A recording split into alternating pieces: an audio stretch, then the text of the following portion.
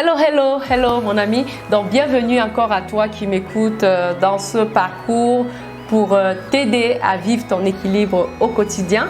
Dans la précédente vidéo, nous avons introduit la troisième clé pour ton équilibre au quotidien qui était d'être toi-même, c'est-à-dire connaître ta personnalité, connaître tes points forts et tes points faibles pour pouvoir vivre un équilibre au quotidien. Et nous avons parlé de la première personnalité, du premier groupe de personnalités qui se nomme en fait les dominants ou les directs, ou alors en termes de tempérament, on va dire les colériques. Donc dans cette deuxième partie, dans cette deuxième vidéo, on va te parler du deuxième type de personnalité qui va être simplement ceux-là qu'on va appeler les influents.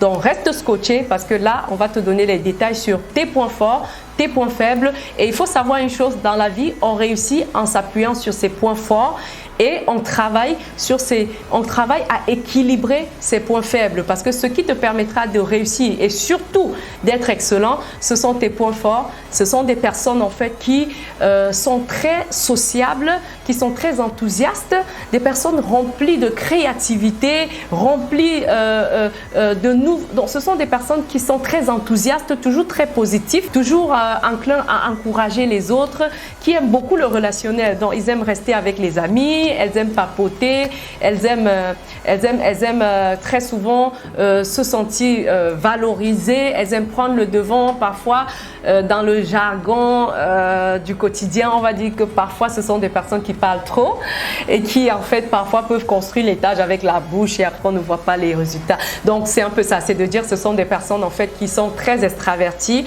et ce sont des personnes qui tirent leur énergie de l'extérieur. Il faut être conscient de ça. Compte tenu du fait qu'ils tirent leur énergie de l'extérieur, ce qui remplit leur énergie ou ce qui leur donne de l'énergie, c'est la valorisation. Donc il faut très souvent, ce sont des personnes qui aiment être valorisées, qui aiment être encouragées dans ce qu'elles font. Mais les points à améliorer pour garder son équilibre lorsqu'on est influent, ça va être travailler la capacité à se focaliser, travailler la capacité à se concentrer sur un objectif et aller jusqu'au bout. Parce que compte tenu du fait que ça va être des personnes pleines de créativité, ils vont aller d'un projet à un autre parfois sans pouvoir aller jusqu'au bout.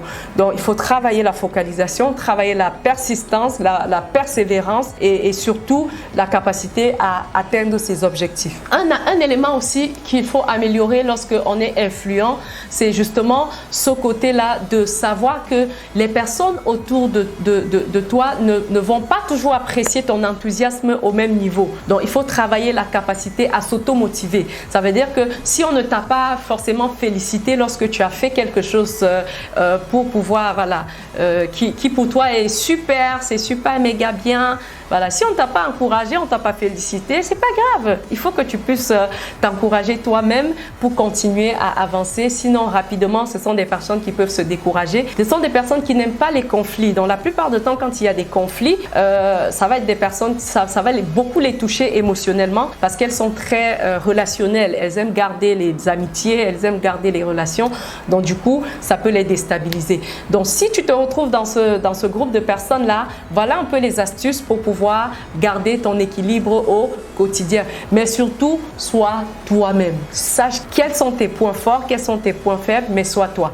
Le troisième groupe de personnalités, ça va être ce qu'on appelle les stables. Les stables ou les mélancoliques, ça va être ces personnes-là en fait qui sont très posées, très calmes, qui ne parlent pas beaucoup, mais quand ils disent quelque chose, c'est très pertinent. C'est très souvent très pertinent. Ce sont des personnes très loyales, des personnes très fidèles dans les relations.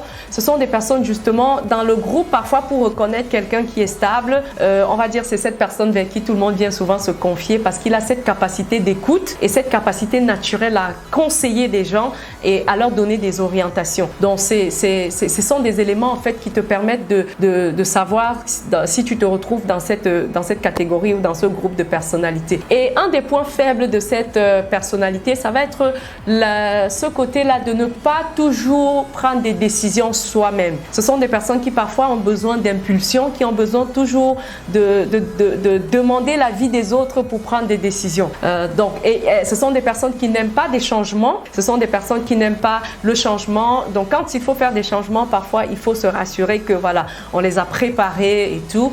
Ce sont des personnes qui n'aiment pas les risques. Voilà, elles n'aiment pas prendre les risques. Ce sont des personnes qui aussi parfois sont assez lents. Voilà, ils ne vont pas toujours très vite. Elles ne vont pas toujours très vite. Ce sont des personnes qui aiment aller vraiment à leur rythme et elles sont très patientes et elles n'aiment pas toujours être bousculées. Donc c'est important de connaître ces éléments-là. Et si tu te retrouves dans ces éléments, ne sois pas frustré. C'est toi, c'est tel tu es. Voilà. Donc il faut juste regarder tes points forts, tes points faibles et voir comment travailler, continuer à pousser tes points forts et travailler à équilibrer tes points faibles pour pouvoir justement vivre un équilibre au quotidien.